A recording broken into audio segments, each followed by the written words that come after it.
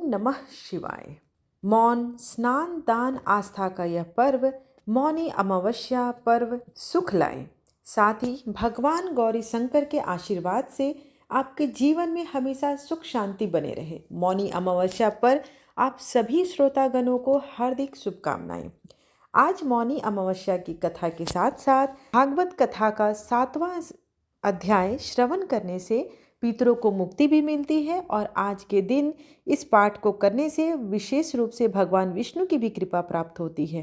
साथ ही आज के दिन अमावस माता की कथा का भी श्रवण करना चाहिए। तो चलिए सर्वप्रथम भगवान विष्णु जी के भागवत कथा के साथ इस आज की वीडियो का आरंभ करती हूँ। तत्पश्चात मौनी अमावस्या व्रत की कथा का भी श्रवण करेंगे। भगवान श्री कृष्ण ने अर्जुन से कहा, हे पार्थ, अनन्य प्रेम से मुझ में आसक्त चित्त तथा अनन्य भाव से मेरे परायण होकर योग में लगा हुआ तू जिस प्रकार से संपूर्ण विभूति बल ऐश्वर्य आदि गुणों से युक्त सबके आत्मस्वरूप मुझको संशय रहित जानेगा, उसको सुनो। मैं तेरे लिए इस विज्ञान सहित तत्व ज्ञान को संपूर्णतया कहूँगा, जिसको जानकर संसार में फिर और कुछ भी जानने योग्य शेष नहीं रह जाता। हजारों मनुष्यों में कोई एक मेरी प्राप्ति के लिए यत्न करता है और उन यत्न करने वाले योगियों में भी कोई एक मेरे परायण होकर मुझको तत्व से अर्थात यथार्थ रूप से जान लेता है। पृथ्वी, जल, अग्नि, वायु, आकाश, मन, बुद्धि और अहंकार भी इस प्रकार यह 8 प्रकार से विभाजित मेरी प्रकृति है। यह 8 प्रकार के भेदों वाली तो अपरा अर्थात मेरी जड़ प्रकृति है। और हे महाबाहो, इससे दूसरे को जिससे यह संपूर्ण जगत धारण किया जाता है, मेरी जीव रूपा परा अर्थात चेतन प्रकृति जान पड़ती है। हे अर्जुन, तू ऐसा समझ कि संपूर्ण भूत इन दोनों प्रकृतियों में ही उत्पन्न होने वाले हैं और मैं संपूर्ण जगत का प्रभव तथा प्रलय हूँ, अर्थात संपूर्ण जगत का मूल कारण मैं ही हूँ। हे धनंजय, मुझ में भिन्न दूसरा कोई भी परम कारण नहीं है। यह संपूर्ण जगत सूत्र में सूत्र के मणियों के सदृश मुझ में गुथा हुआ है। अर्जुन, मैं जल में रस हूँ, चंद्रमा और सूर्य में प्रकाश हूँ, संपूर्ण वेदों में ओंकार हूँ और आकाश में शब्द और पुरुषों में पुरुषत्व हूँ। मैं पृथ्वी में पवित्र, गंध और अग्नि में तेज हूँ तथा संपूर्ण भूतों में उनका जीवन हूँ और तपस्वियों में तप हूँ। हे अर्जुन, तू संपूर्ण भूतों का सनातन बीज मुझको ही जान। मैं बुद्धिमानों की बुद्धि और तेजस्वियों का तेज हूँ। हे भरत श्रेष्ठ, मैं बलवानों का आसक्ति और कामनाओं से रहित बल अर्थात सामर्थ्य हूँ और सब भूतों में धर्म के अनुकूल अर्थात शास्त्र के अनुकूल ही काम करता हूँ। भी जो सत्व गुण से उत्पन्न होने वाले भाव हैं और जो रजोगुण से तथा तमोगुण से होने वाले भाव हैं, उन सब को तो मुझ में ही होने वाला है ऐसा जान, परंतु वास्तव में उनमें और वे मुझ में नहीं हैं। गुणों के कार्य रूप सात्विक, राजस और तामस, इन तीनों प्रकार के भावों से यह सारा संसार प्राणी समुदाय मोहित हो रहा है। इसलिए इन तीनों गुणों से परे मुझे अविनाशी को नहीं जानता, क्योंकि यह अलौकिक अर्थात अति अद्भुत त्रिगुणमयी मेरी माया बड़ी दुस्तर है। परंतु जो पुरुष केवल मुझको ही निरंतर भजते हैं, वे इस माया को उल्लंघन कर जाते हैं अर्थात संसार से तर जाते हैं। माया के द्वारा जिनका ज्ञान हरा जा चुका है, ऐसे आसुर स्वभाव को धारण किए हुए हैं। मनुष्यों में नीच दूषित करने वाले मूढ़ लोग मुझ में नहीं भजते। हे भरतवंशियों श्रेष्ठ अर्जुन, उत्तम कर्म करने वाले अर्थार्थी, आर्त, जिज्ञासु और ज्ञानी, ऐसे 4 प्रकार के भक्तजन मुझको भजते हैं।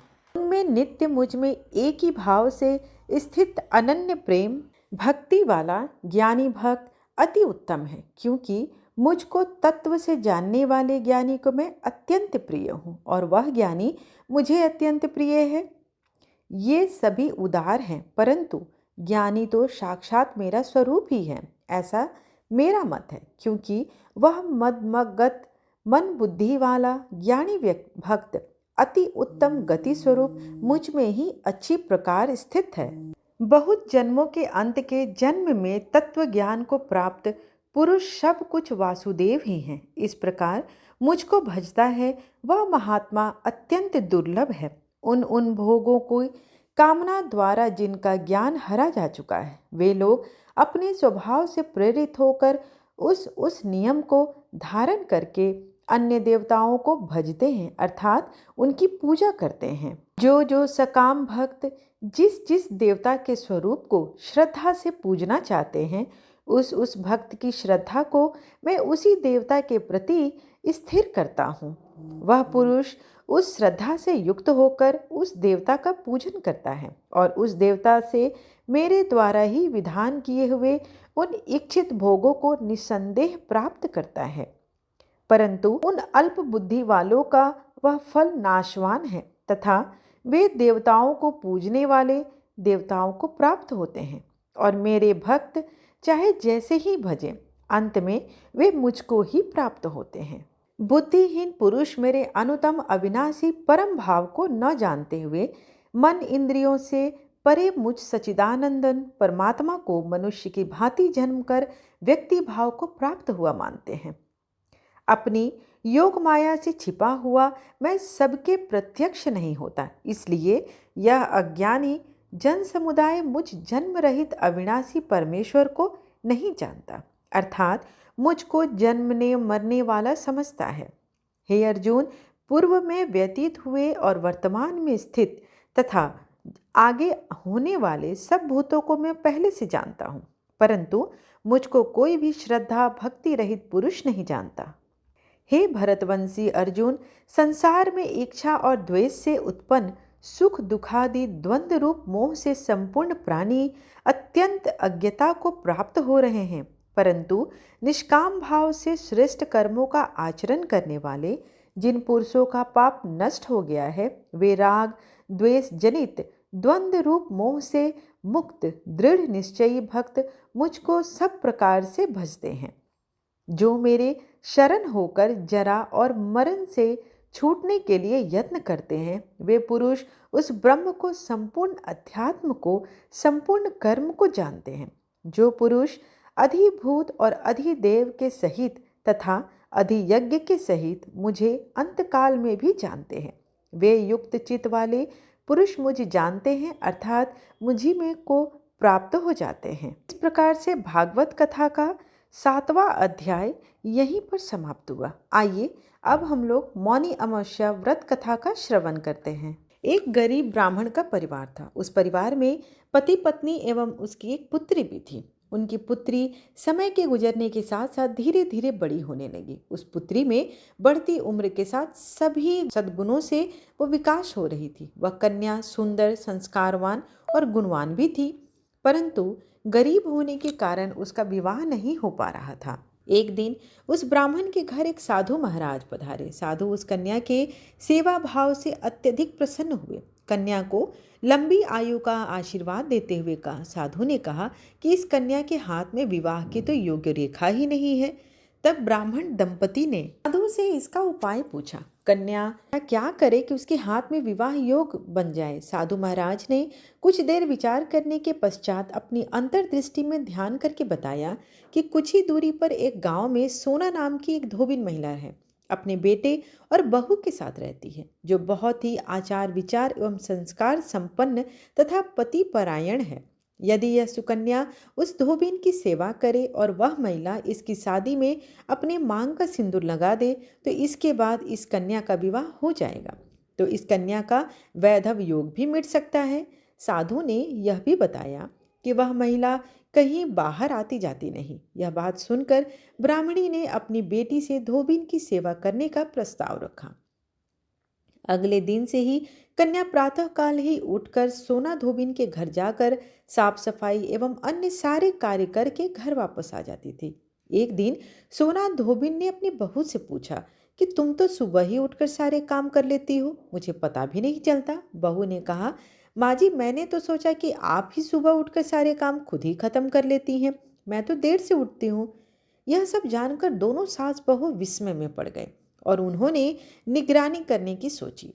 जो सुबह ही घर का सारा काम करके चला जा रहा है, इसका पता लगाना था। कई दिनों के बाद धोबिन ने देखा कि एक कन्या मुंह ढककर अंधेरे में आती थी और सारे घर के कार्य करके चली जाती थी। जब वह जाने लगी तो सोना धोबिन उसके पैरों पर गिर पड़ी। पूछने लगी कि आप कौन हैं और इस तरह छुपकर मेरे घर की नौकरी क्यों कर रही हैं। तब कन्या ने साधु द्वारा कही गई सारी बात बताई। सोना धोबिन पति परायण थी, अतः उसमें तेज भी था। वह तैयार हो गई। सोना धोबिन के पति थोड़ा अस्वस्थ रहते थे। उसने अपनी बहू से अपने लौट आने तक घर पर ही रहने को कहा। सोना धोबिन ने जैसे ही अपनी मांग का सिंदूर उस कन्या की मांग में लगाया, सोना धोबिन का पति मर गया। उसे इस बात का पता चल गया। वह घर से निराजल ही चली थी, यह सोचकर कि रास्ते में कहीं पीपल का पेड़ मिलेगा तो उसे भंवरी देकर और उसकी परिक्रमा करके ही जल ग्रहण करेगी। इन अमावस्या थी। ब्राह्मण के घर मिले पुए पकवान की जगह उसने ईंट के टुकड़े से 108 बार भंवरी देकर 108 बार पीपल के पेड़ की परिक्रमा की और इसके बाद जल ग्रहण किया। ऐसा करते ही उसके पति के मृत शरीर में वापस जान आ गई। धोबिन का पति फिर से जीवित हो उठा। इस प्रकार से अमावस्या व्रत कथा का समापन यहीं पर हुआ। आशा करती हूँ कि आपको दोनों कथा अच्छी लगी हो। वीडियो अच्छी लगी हो तो चैनल को लाइक शेयर एंड सब्सक्राइब करना बिल्कुल ना भूलें। धन्यवाद।